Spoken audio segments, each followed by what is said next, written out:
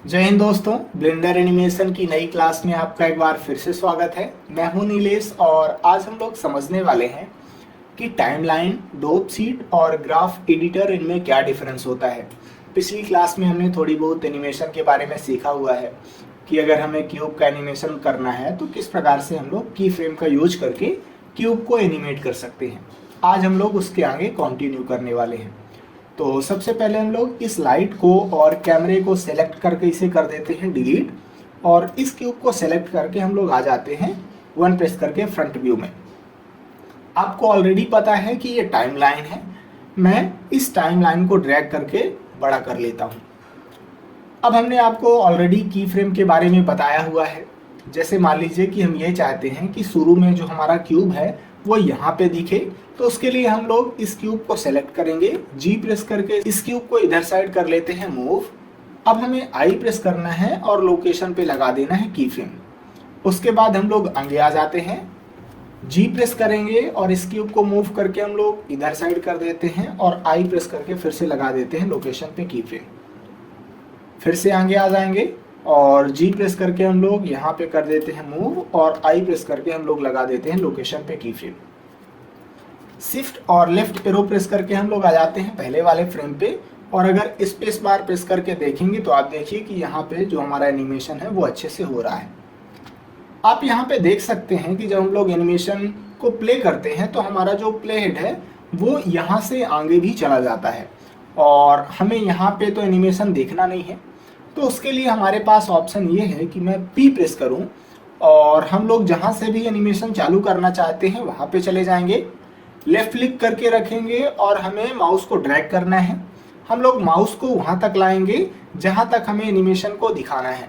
हम लोग यहाँ तक एनिमेशन को देखना चाहते हैं, अब हमें लेफ्ट क्लिक छोड़ देना है। अब अगर हम लोग स्पेस बार प्रेस करेंगे तो हमारा जो प्ले हेड है वो यहाँ से यहाँ तक बस मूव होने वाला है। इससे हमारा टाइम बच जाता है एनिमेशन में। तो कुछ इस तरीके से आप लोग देख सकते हैं कि यहाँ पे हमारे क्यूब का एनिमेशन हो रहा है। अगर मान लीजिए कि आप इस प्रीव्यू को बंद करना चाहते हैं तो उसके लिए ऑप्शन ये है कि आप यहाँ पे जाइए और लेफ्ट क्लिक कर दीजिए, तो ये जो प्रीव्यू है वो बंद हो जाएगा। या फिर एक और शॉर्टकट होता है ऑल्ट पी, जैसे ही हम लोग ऑल्ट पी प्रेस करेंगे तो ये जो प्रीव्यू था ये बंद हो जाएगा। अभी फिलहाल मैं पी प्रेस कर रहा हूँ और इसे हम लोग फिर से एक बार चालू कर लेते हैं। अब मैं अगर स्पेस बार प्रेस करता हूं तो आप ध्यान से देखिए कि जो हमारा क्यूब है वो की फ्रेम के बीच में जब मूव होता है तो शुरू में धीमा मूव होता है, धीरे धीरे उसकी रफ्तार बढ़ती है और फिर उसके बाद धीरे धीरे इसकी रफ्तार फिर से कम होने लगती है। आप यहाँ पे ध्यान से देखिएगा, मैं स्पेस बार प्रेस कर रहा हूँ, ये यहाँ से यहाँ तक आते आते बीच में इसकी रफ्तार काफ़ी ज़्यादा बढ़ गई थी, अभी यहाँ पे धीमी हो गई है। अब यहाँ से जब अगले वाले की फ्रेम की तरफ ये जाएगा, मतलब इधर साइड, तो धीरे धीरे इसकी रफ्तार बढ़ेगी और बाद में फिर से कम हो जाएगी ये, और फिर से ये कम हो गई। यहाँ पे आप आसानी से देख सकते हैं। हो सकता है आपको उतना ज़्यादा डिफरेंस ना समझ में आ रहा हो, लेकिन ऐसा होता है। अगर हम लोग इसे एक ही चाल से मूव कराना चाहते हैं तो उसके लिए हमारे पास ऑप्शन है। मैं यहाँ पे जाऊँगा और हमें टी प्रेस करना है और लीनियर पे टिक कर देना है। अब अगर हम लोग लीनियर पे टिक कर देंगे तो ये जो क्यूब का एनिमेशन है वो बराबर रफ्तार से होते रहेगा। आप यहाँ पे देख सकते हैं कि हमारा जो क्यूब है एक बराबर रफ्तार से यहाँ पे हो रहा है। टी प्रेस करेंगे और भी हमारे पास बहुत सारे ऑप्शन हैं, जैसे हमारे पास ये बैक का ऑप्शन है। इसे हम लोग ट्राई करके देख लेते हैं कि किस प्रकार से एनिमेशन हो रहा है। आप यहाँ पे डिफरेंस देख सकते हैं। हम लोग यहाँ पे जाएंगे और फिर से टी प्रेस करेंगे और इस बार इस बाउंस वाले ऑप्शन को समझ लेते हैं। आप यहाँ पे देखिए कि किस प्रकार से एनिमेशन हो रहा है। फिर से हम लोग टी प्रेस करेंगे और ये इलास्टिक वाला ऑप्शन है।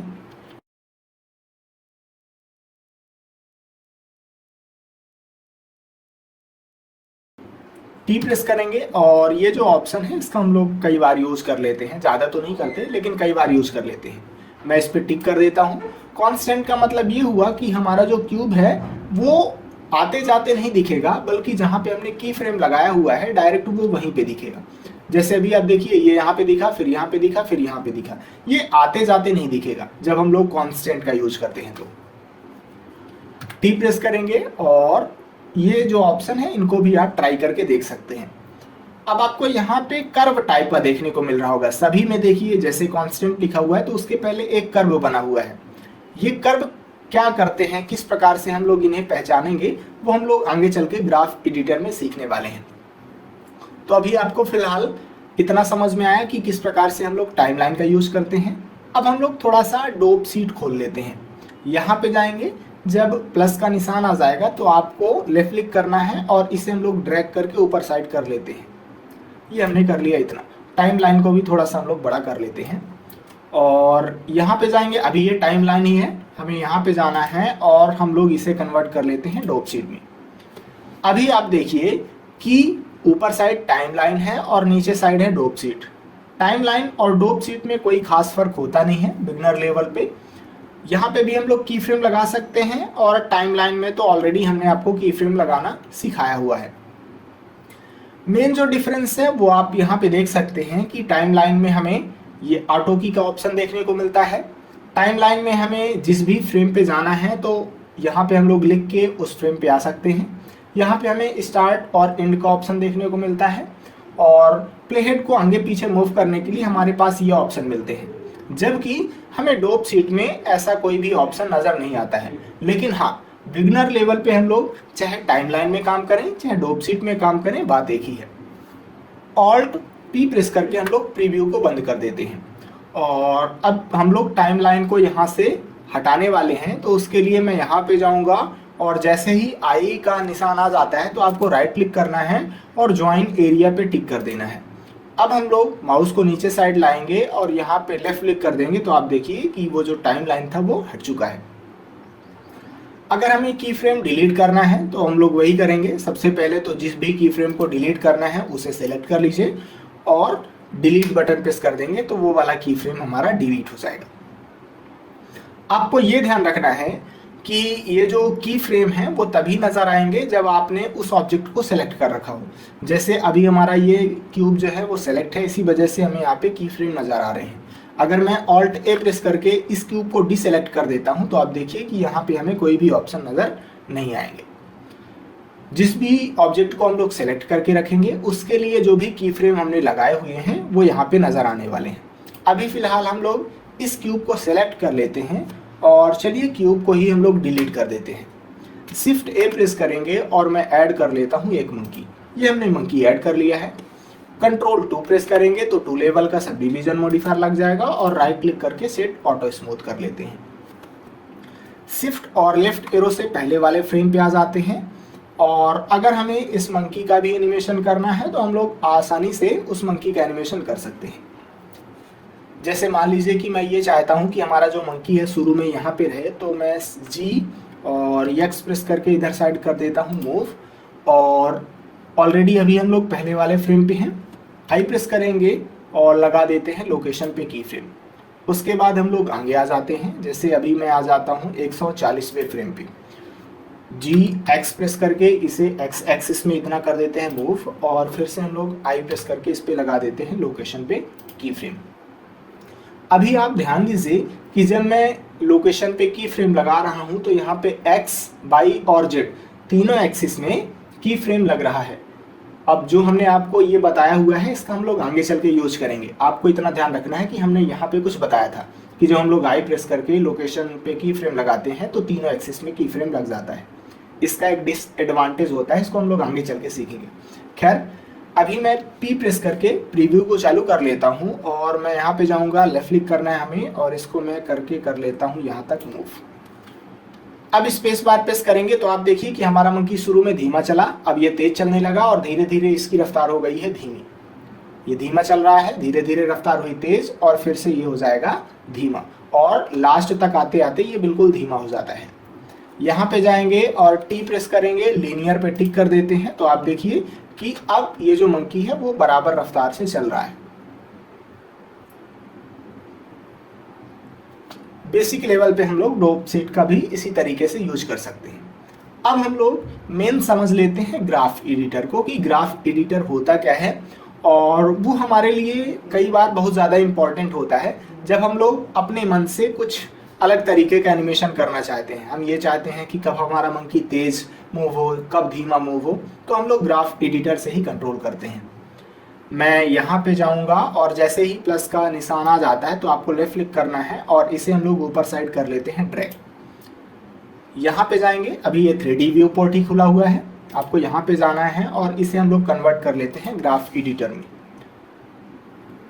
अगर आपको यहाँ पे की फ्रेम वगैरह नजर ना आए, ग्राफ नजर ना आए, तो उसके लिए आपको होम बटन प्रेस करना है। जैसे ही आप लोग होम बटन प्रेस करेंगे तो सारी चीजें सेंटर पे आ जाएंगी। अब हम लोग थोड़ा सा इसे ड्रैग करके बड़ा कर लेते हैं और डोप सीट को मैं कम कर देता हूँ। चलिए मैं कर देता हूँ इतना।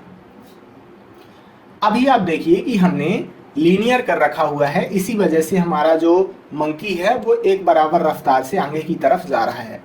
और यहाँ पे आप ग्राफ देखिए, ये जो लाल कलर वाली लाइन है इसका ढाल एक जैसे है। इसका मतलब ये हुआ कि ये जो हमारा मंकी है वो सीधा एक ही रफ्तार से जाने वाला है। लेकिन अगर मान के चलिए मैं यहाँ पे चला जाता हूँ और हमें टी प्रेस करना है और हम लोग बेजियर पे टिक कर देते हैं। बेजियर का मतलब हुआ कि अब हमारा मंकी शुरू में धीमा चलेगा, धीरे धीरे तेज होगा और बाद में उसकी रफ्तार फिर से धीमी हो जाएगी। आप यहाँ पे ध्यान से देखिए कि ये जो लाल कलर वाली लाइन है इसका ढाल बदल गया है। शुरू में इसका ढाल कम है, फिर यहाँ पे आप देखिए ढाल इस पे काफ़ी ज़्यादा है और बाद में इसका ढाल काफ़ी कम है। अगर आप यहाँ से फिसलना स्टार्ट करेंगे तो आप देखिए कि यहाँ पे ढाल कम है, बीच में काफ़ी ज़्यादा ढाल है और फिर यहाँ पे आकर के ढाल कम हो जाता है। जहाँ पे ढाल कम रहेगा वहाँ पे मंकी की रफ्तार कम रहेगी, जहाँ पे ढाल ज़्यादा रहेगा मंकी की रफ्तार वहाँ पे काफ़ी ज़्यादा रहेगी। शिफ्ट और लेफ्ट एरो से पहले वाले फ्रेम पे आ जाते हैं और आप यहाँ पे ध्यान से देखिए कि शुरू में रफ्तार कम है, यहाँ पे रफ्तार तेज हो जाएगी और फिर लास्ट में रफ्तार धीमी हो जाएगी। लेकिन अगर हम लोग टी प्रेस करके लीनियर कर देते हैं तो लीनियर में ये जो ढाल है वो एक जैसा हो गया। ढाल एक जैसा का मतलब हुआ कि अब हमारा मंकी एक ही रफ्तार से जाएगा। यहाँ पे जाएंगे और टी प्रेस करेंगे, कांस्टेंट पे टिक कर देंगे। कांस्टेंट का मतलब क्या हुआ, आप देखिए कि यहाँ पे ढाल 0 है। ढाल 0 का मतलब ये हुआ कि ये मंकी मूव नहीं करेगा। और यहाँ पे डायरेक्ट जो ढाल है वो इनफाइनाइट है, मतलब कि पूरा का पूरा यहाँ पे ढाल खड़ा है, तो डायरेक्ट आपको मंकी यहाँ पे दिखेगा। चलिए मैं दिखाता हूँ आपको। स्पेस बार हम लोग प्रेस कर रहे हैं, यहाँ पे ढाल 0 है मतलब मंकी नहीं जाएगा। और फिर आप देखिए कि ये मंकी डायरेक्ट वहाँ पे दिखा था हमें लास्ट में। जब हम लोग यहाँ पे आ जाएंगे 140वें फ्रेम पे, ये यहाँ पे आ जाएंगे 140वें फ्रेम पे, तो डायरेक्ट हमें मंकी यहाँ पे दिखेगा। अभी हम लोग टी प्रेस करके बेजियर ही कर लेते हैं और यहाँ पे थोड़ा सा ग्राफ को अपने से एडजस्ट करने की कोशिश करते हैं। जैसे मान लीजिए कि मैं ये चाहता हूँ कि हमारा जो मंकी है वो पहले तो धीमा चले, उसके बाद धीरे धीरे इसकी रफ्तार बढ़ जाए। तो उसके लिए हम लोग यहाँ पे इसे सेलेक्ट करेंगे और आर प्रेस करके मैं इसे कर लेता हूँ रोटेट। ये हम लोग इसे कर लेते हैं रोटेट, यानी कि हम लोग खुद से डिसाइड कर सकते हैं कि कब हमें मंकी की रफ्तार ज़्यादा चाहिए और कब कम चाहिए। अभी आप देखिए कि हमने धीरे धीरे ढाल को बढ़ा दिया है, इसका मतलब ये हुआ कि मंकी की रफ्तार अब बढ़ती जाएगी। आप यहाँ पे ध्यान से देखिए, ये धीरे धीरे मंकी की रफ्तार बढ़ने ही वाली है, ये यहाँ पे और भी ज़्यादा हो गई है। तो आप कर्व को यूज करते हुए, कर्व को मॉडिफाई करके आप अपने हिसाब से इस मंकी की रफ्तार धीमा या फिर तेज कर सकते हैं। जैसे मान लीजिए कि मैं ये चाहता हूँ कि मंकी की जो रफ्तार है शुरू में तेज हो जाए, तो मैं इसे सेलेक्ट करूंगा यहाँ पे और आर प्रेस करके हम लोग इसे कर लेते हैं रोटेट। और यहाँ पे ढाल ज़्यादा है, इसका मतलब ये हुआ कि यहाँ से यहाँ तक में मंकी की रफ्तार काफ़ी ज़्यादा रहेगी। यहाँ पे देखिए ढाल काफ़ी कम हो गया है, मतलब मंकी की रफ्तार कम हो जाएगी। और यहाँ पे फिर से ढाल ज़्यादा है, मतलब मंकी की रफ्तार यहाँ पे ज़्यादा हो जाएगी। स्पेस बार प्रेस करके मैं आपको दिखा रहा हूँ, ये देखिए मंकी की रफ्तार कम हो गई और फिर यहाँ पे फिर से तेज़ हो जाएगी। ये तेज़ हो गई, ये कम हुई और यहाँ पे फिर से जाके तेज़ हो जाएगी। ठीक है, तो इस तरीके से आप जब चाहें तो मंकी की रफ्तार को अपने हिसाब से कंट्रोल कर सकते हैं। अगर आपको बीच में एक और कंट्रोलर चाहिए तो उसके लिए हम लोग बीच में और एक की फ्रेम लगा लेते हैं। जैसे हम लोग यहाँ पे आ जाते हैं और मैं आई प्रेस करके लोकेशन पे लगा देता हूँ की फ्रेम। अब हम लोग यहाँ पे इस हैंडल को पकड़ के आर प्रेस करके अपने हिसाब से रोटेट कर सकते हैं, जिस भी तरीके से हमें रोटेट करना है। तो अभी ये जो ब्लू कलर की लाइन है वो दूसरे एक्सिस के लिए है। ये जो लाइन आपको दिख रही है कौन से एक्सिस के लिए है, कैसे आप पता करेंगे, तो उसे पता करने का तरीका है, आप यहाँ पे जाइए और लेफ्ट क्लिक कीजिए। जैसे यहाँ पे ये जो रेड कलर वाली लाइन है वो एक्स एक्सिस के लिए है। मैं लेफ्ट क्लिक करके यहाँ से एक्स एक्सिस को टर्न ऑन कर लेता हूँ। अब हम लोग इस एक्स एक्सिस वाले लाइन की जो हैंडल है उसे सेलेक्ट करेंगे और आर प्रेस करके मैं यहाँ से इसे रोटेट कर सकता हूँ अपने हिसाब से। अभी देखिए मैं इसको कर देता हूँ, इतना मोड़ दिया है। इसका मतलब ये हुआ कि पहले तो मंकी की रफ्तार बढ़ेगी, यहाँ पे ये उल्टे डायरेक्शन में यहाँ पे मंकी चलने लगेगा। आप यहाँ पे ध्यान से देखिए, ये जब मैं इधर साइड ला रहा हूँ तो ये मंकी गया, ये इधर साइड है, ये इधर साइड। अब देखिए ये निगेटिव डायरेक्शन में जाएगा, नीचे इधर साइड करवा रहा है। इसका मतलब ये हुआ कि मंकी जो है वो उल्टे डायरेक्शन में जाने लगेगा। ये उल्टे डायरेक्शन में गया, ये उल्टे डायरेक्शन में गया। अब यहाँ से अब ये फिर से सीधे डायरेक्शन में जाएगा ये। तो इस तरीके से आप कर्व को मॉडिफाई करके अपने हिसाब से कंट्रोल कर सकते हैं।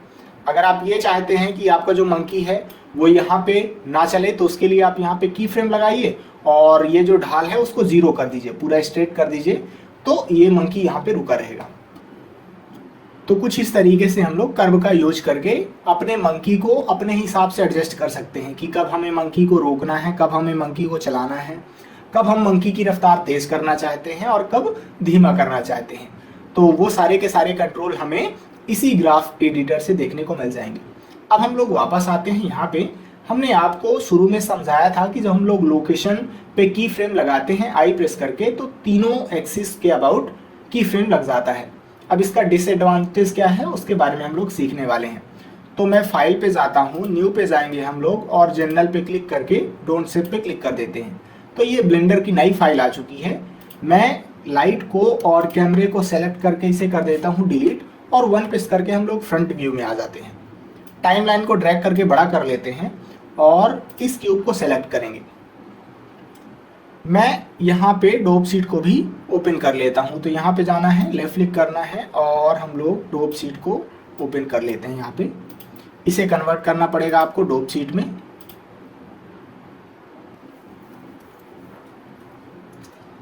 अब यहाँ पे आप समझिए, जैसे मैं आई प्रेस करके लोकेशन पे की फ्रेम लगा रहा हूं, तो एक्स, वाई और जेड तीनों एक्सिस पे की फ्रेम लग जाएगा।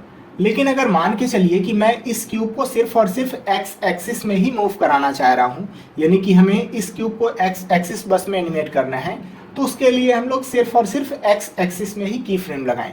उसे कैसे करेंगे आइए समझते हैं। जी एक्स प्रेस करके मैं इसे कर रहा हूं इधर साइड मूव, और अब हम लोग आई प्रेस करके यहाँ से लोकेशन पे की फ्रेम नहीं लगाएंगे, बल्कि हमारे पास यहाँ पे ऑप्शन मिल जाएगा इस डॉट का। इस पे हम लोग क्लिक कर देंगे तो इस बार जो अब की फ्रेम लगा हुआ है वो सिर्फ और सिर्फ एक्स एक्सिस बस में की फ्रेम लगा हुआ है। इससे होता क्या है कि जब हम लोग रेंडर करेंगे अपने इस प्रोजेक्ट को, तो हमें कम टाइम में ही पूरा का पूरा जो प्रोजेक्ट है वो रेंडर होके निकल जाएगा, क्योंकि हम लोगों ने फालतू में यहाँ पे की फ्रेम लगाया ही नहीं है। जैसे अगर मैं इस क्यूब को सिर्फ और सिर्फ एक्स एक्सिस में मूव कर रहा हूँ और हमने बाई और जेड में भी की फ्रेम लगा दिया, तो उसका फायदा क्या हुआ भाई? हमने बाई और जेड में तो मूव ही नहीं किया है, तो उसमें की फ्रेम लगाने का कोई फायदा है नहीं। मतलब हम लोग फालतू में की फ्रेम लगाएंगे, और जब फालतू में की फ्रेम लगाएंगे तो हमारा प्रोजेक्ट धीरे धीरे हैवी होता जाएगा और फिर रेंडर टाइम भी हमारा ज़्यादा लगने वाला है। तो इसीलिए आप लोग सिर्फ और सिर्फ सिंगल की फ्रेम लगाएं। कब? जब हम लोग किसी भी खास एक्सिस में मूव करें तब। अब मैं आगे आ जाता हूं और जी एक्स प्रेस करके हम लोग कर देते हैं इधर साइड मूव। अब दूसरा तरीका मैं आपको बता रहा हूं सिंगल की फ्रेम लगाने का। पहला तरीका हमने बता दिया कि आप यहां पे जाइए और लेफ्ट क्लिक कीजिए तो यहां पे फिर से की फ्रेम लग जाएगा, लेकिन मैं अब इसका यूज नहीं करने वाला हूं। आप चाहें तो इसका यूज कर सकते हैं। हम लोग यहाँ पे जाएंगे और राइट क्लिक करेंगे।